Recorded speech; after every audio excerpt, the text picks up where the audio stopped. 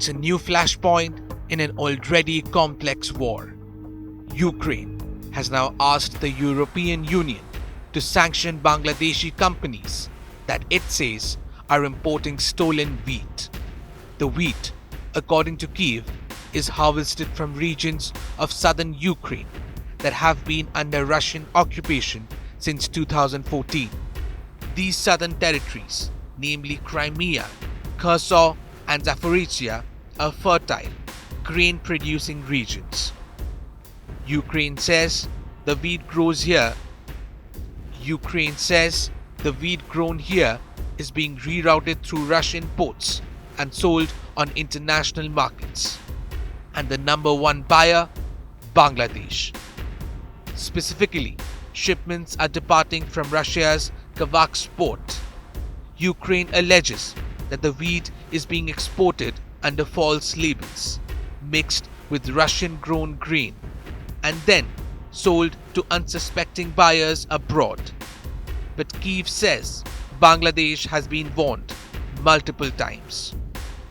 Ukraine's ambassador to India, Alexander Polishchuk, says confidential diplomatic letters were sent to Dhaka, urging it to reject over 150,000 tons of what he calls illegally harvested grain. But he says those warnings were met with silence. Now Ukraine is escalating the matter. Kyiv has approached the European Union, asking it to sanction Bangladeshi organizations linked to these shipments. The demand follows EU's growing crackdown on Russia's so-called shadow fleet. Just weeks ago, the EU sanctioned 342 ships allegedly involved in helping Russia bypass Western sanctions, transporting oil, arms, and now possibly wheat. Ukraine wants Bangladeshi buyers added to that list. Bangladesh, for its part, says it has not knowingly bought stolen grain.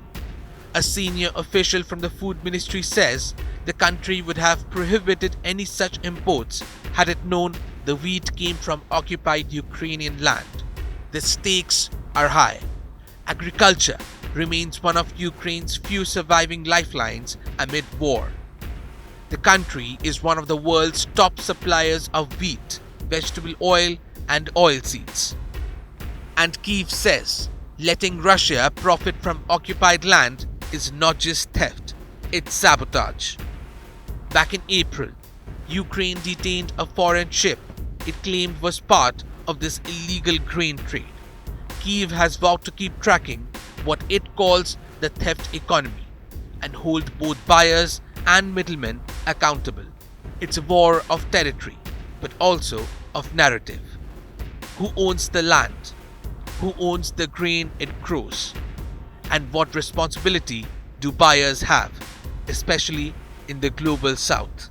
As Ukraine tightens its diplomatic efforts, the EU now faces a tough decision.